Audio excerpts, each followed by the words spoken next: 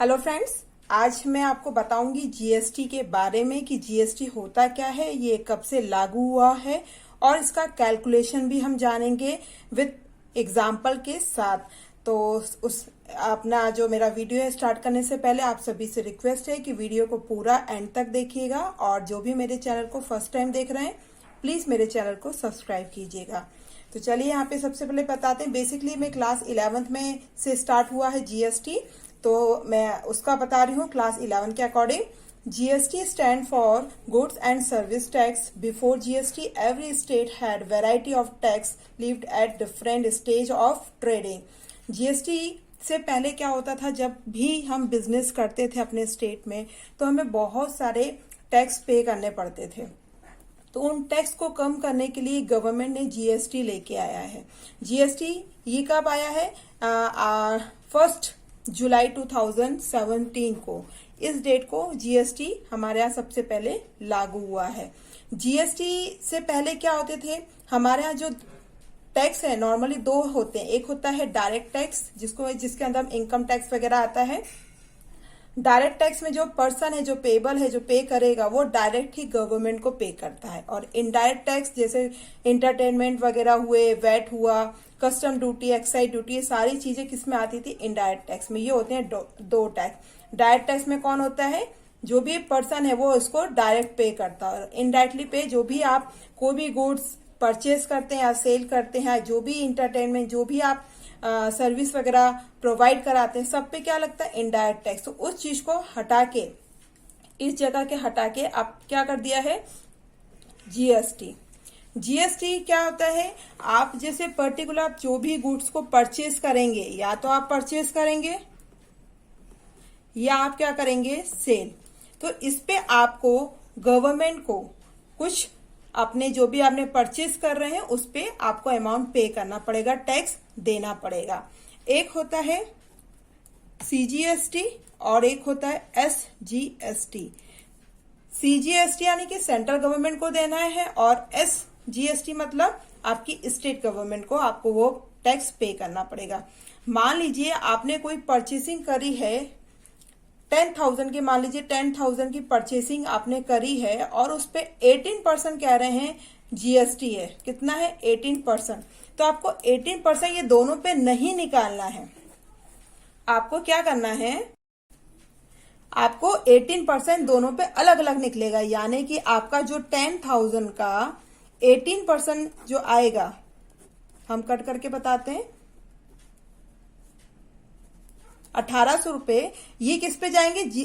GST यानी कि central government को भी दिया जाएगा और स्टेट गवर्नमेंट को भी। इससे रिलेटेड हमने जो क्वेश्चन है, practical question, sorry example question है, वो मैंने आगे किए हैं। तो चलिए हम करके बताते हैं। देखिए मैं यहाँ पे दो टाइप के क्वेश्चंस ले रही हूँ। इसमें एक तो पेड कर रहे हैं और एक में रिसीव हो रहा है। तो हो रहा है purchase laptop from Ram and company worth ₹50,000, 18% GST. ठीक है, यहाँ पे कितना दिया हुआ? 18% GST and amount paid by cheque. Cheque के थ्रू उसने पेमेंट किया है।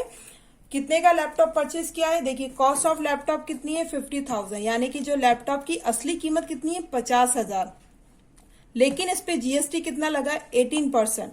तो हम इसका कैलकुलेशन कैसे करेंगे? तो आ जाएगा आपका सेंट्रल जीएसटी और स्टेट जीएसटी 99% लगेगा। जो भी आपको रेट एग्जाम में दिया जाएगा उसका हाफ हाफ लगेगा दोनों में। तो आपका 50,000 का, ये जो 50,000 है उसका 18% आ जाएगा 4,500। तो ये 4,500 आपका एक इसमें भी लगेगा और इसमें भी जाएगा स्टेट में। इन दोनों का ऐड होके ही टोटल आपकी जो भी लैपटॉप है उसकी कीमत कितनी हो जाएगी? 59,000। ठीक है, यानी कि 45 यानी कि 9,000 आया हमारा 50,000 का।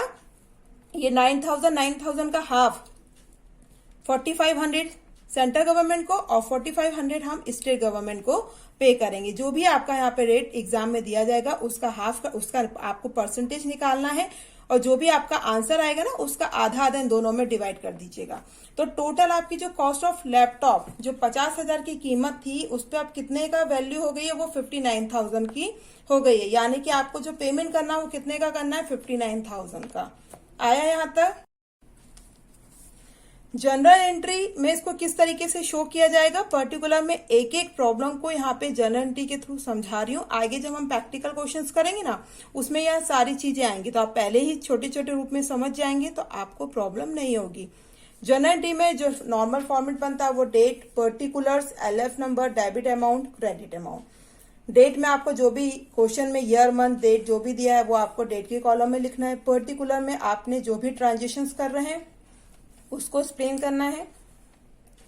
डेबिट अमाउंट में आपको डेबिट अमाउंट और क्रेडिट अकाउंट में क्रेडिट अमाउंट। LF का मतलब पेज नंबर से होता है, यहाँ पे अभी ज्यादा यूज होता नहीं है पर आपको फॉर्मेट में इसको लिखना पड़ता है। इसकी जो एंट्री बनेगी क्या है, आपने क्या किया, परचेस कर रहे हैं ना, परचेस कर रहे हैं तो आपकी कंपनी में या आपकी ऑर्गेनाइजेशन में क्या आ रहा है, लैपटॉप आ रहा है। तो लैपटॉप आया और आप क्या पेमेंट कर रहे हैं, चेक के थ्रू पेमेंट कर रहे हैं ना, चेक के थ्रू पेमेंट कर रहे हैं तो क्या हो जाएगा, laptop account debit to bank account. Bank से आपके पास, बैंक से कितना आप पेमेंट कर रहे हैं, 59,000 का, ये हमने ऊपर कैलकुलेशन किया हुआ है। अच्छा, परचेस कर रहे हैं लैपटॉप का, तो लैपटॉप अकाउंट में जो हमने परचेस किया उसका हम यहाँ पे शो कर रहे हैं कि 50,000 की तो लैपटॉप है, लेकिन हमने जो GST और SGST उसको इनपुट से शो करना है। कितना है, 4,500 हमने सेंट्रल गवर्नमेंट को दिया टैक्स का और स्टेट गवर्नमेंट को 4,500 का। यानी कि हमारी जो मशीन, जो हमारा लैपटॉप है वो 50,000 का जो लैपटॉप है उसको हमने सारे टैक्स पे करने के बाद, GST पे करने के बाद कितने का पड़ा हमको, 59,000 का। आई होप आपको यहाँ तक समझ में आया होगा। इसका मैं एक और आपको क्वेश्चन बता रही हूँ। देखिए सेकंड में हमने इसी जो पहला देखा था उसी का अपोजिट है। इसमें हम क्या कर रहे हैं, रिसीव कर रहे हैं। Sold motor car for rupees 1 lakh at 28% GST and amount receive by cheque. हमने क्या किया है, मोटर को सोल्ड किया और हमें कितना पैसा रिसीव हुआ है, 1 लाख। हमने पहले भी बताया, मैंने आपको स्टार्टिंग में बताया है कि GST का मतलब ये है कि जब भी आप कुछ भी गुड्स या सर्विस का लेन देन करते हैं, या तो परचेस करेंगे या सेल करेंगे, आपको GST देना ही है। ठीक है। अब यहाँ पे कॉस्ट ऑफ मोटर कार, यहाँ पे एग्जाम्पल को मैं इसका सॉल्व करके बता रही हूँ। आपकी जो कॉस्ट ऑफ मोटर कार कितनी है, 1 लाख रुपए की। ठीक है, 1 लाख पे आपकी ये मोटर कार है 1 लाख की, उस पर आपको GST कितना बोला है, 28%। GST कितना दिया हुआ है, 28% आपको GST दिया हुआ है। तो हम इसका कैलकुलेशन कैसे करते हैं, जैसे 1 लाख है ना, ये 1 लाख है, 1 लाख का हमारा 28% आपका कितना आ जाएगा, 1 लाख का 28% आपका हो जाएगा 28,000। ठीक है, ये आपका टोटल GST है। अब GST को आधा करना है, यानी कि 28% का हाफ जाएगा आपका, यानी कि आ जाएगा 14,000। 14,000 जाएगा आपको CGST यानी कि सेंट्रल गवर्नमेंट को, और 14,000 आपका जाएगा स्टेट गवर्नमेंट को। 14 हाफ। टोटल पूरा अमाउंट नहीं लिखना है आपको। इस तरीके से प्रैक्टिकल क्वेश्चन जब करेंगे तो आपको वर्किंग नोट में इस तरीके से आपको समझाना है। यानी कि जो आपने मोटर कार सेल आउट करी थी 1 लाख रुपए की, उसमें आपने GST वगैरह सब लगा के उसकी कीमत कितनी हो गई, 1,28,000। हमारी टैक्स लगने के बाद वो मोटर कार की वैल्यू कितनी हो गई, 1,28,000। जनरल एंट्री से हम समझे कि जनरल एंट्री में इसकी कैसे लिखेंगे, कैसे एंट्री करेंगे। तो ये date, particular, debit and credit same है, ईयर भी है, हम जो भी डेट आएगा उसको हम लिख देंगे। इसकी एंट्री क्या बनेगी, इसकी एंट्री बनेगी bank account debit to motor car account. यहाँ बैंक डेबिट इसलिए हो रहा है क्योंकि हम जब सेल आउट करेंगे जो पैसा हमारे पास रिसीव्ड हो रहा है ना, इस क्वेश्चन में क्या हो रहा है, हमें पैसा रिसीव्ड हो रहा है, रिसीव्ड होगा तो वो हमारे बैंक में आएगा। बैंक यहाँ पे कौन है, रिसीवर है। हमने रूल्स पढ़े होंगे, अकाउंट्स के रूल हमने पहले भी आपको बताए, गोल्डन रूल। आप वीडियो में जाके देख सकते हैं कि गोल्डन रूल्स होते क्या है। गोल्डन रूल में यही है कि जो भी चीज आ रही है, जिसको मिल रहा है, जो रिसीवर है, वो क्या होगा, ऑलवेज डेबिट होगा। तो इस सिचुएशन में बैंक कौन है, रिसीवर। तो बैंक के अकाउंट्स में क्या आ जाएंगे, फाइनल अमाउंट 1,28,000।